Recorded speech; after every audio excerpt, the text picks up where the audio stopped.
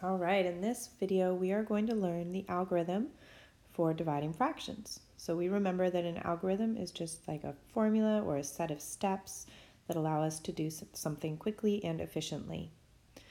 Now we have a new term that we're going to be using, and that is a reciprocal. So in math, reciprocal means when you reverse the numerator and denominator of a fraction. So for example, if you have the fraction 3/5, what would the reciprocal be?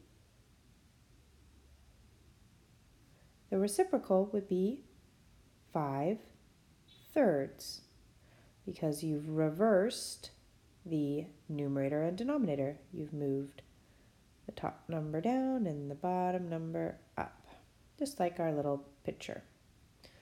So what happens when you multiply a fraction by its reciprocal? Let's try it.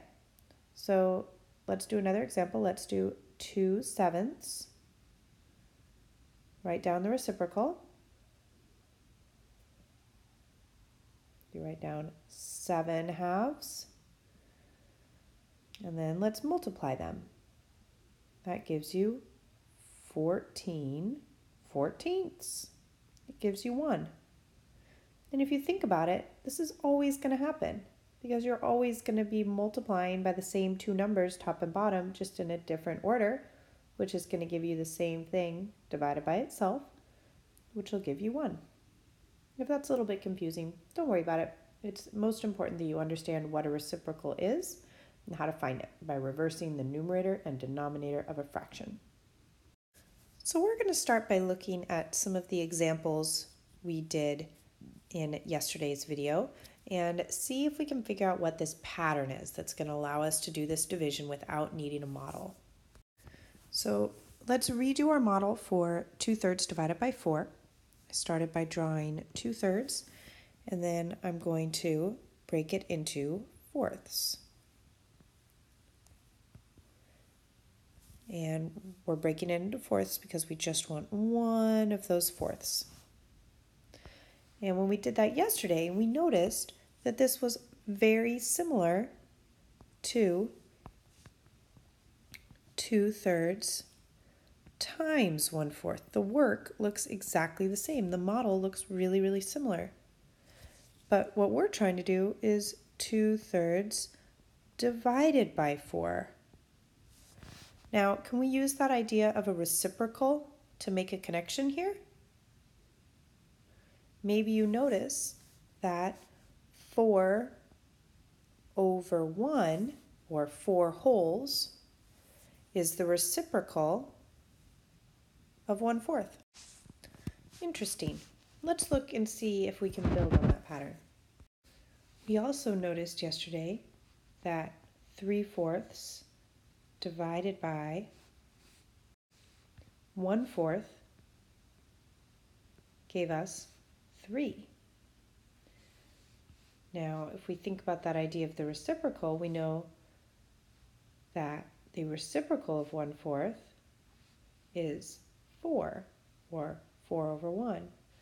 And 3/4 times 4/1 would give us 12/4, which is the same as 3.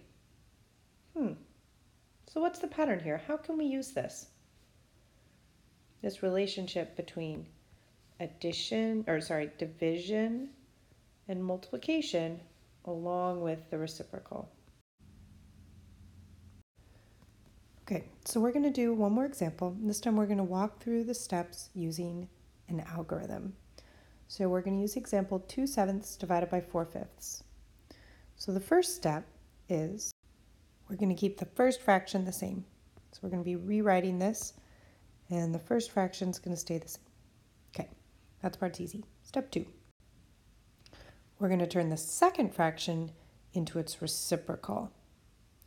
So we are going to turn 4/5 into 5/4. And our next step is to multiply.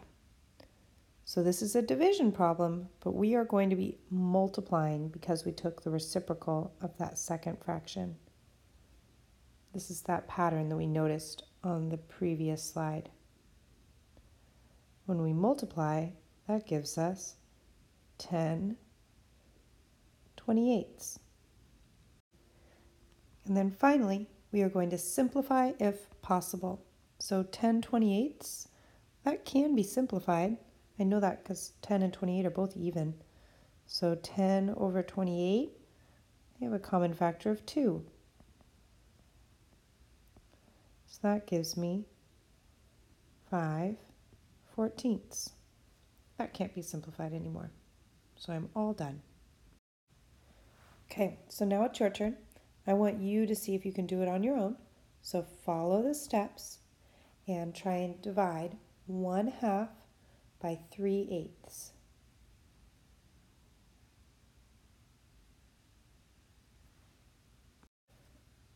Did you start by rewriting it to be 1/2 times 8/3?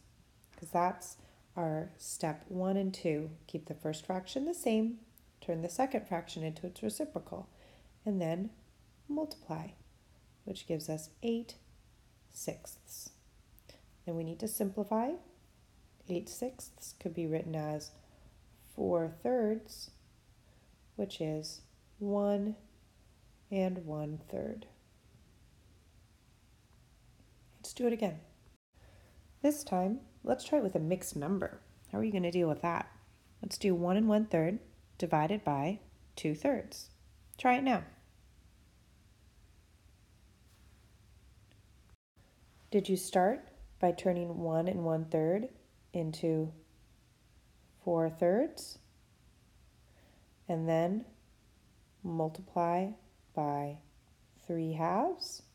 Those are the correct steps, because just like when we multiply fractions, we have to have improper fractions instead of mixed numbers.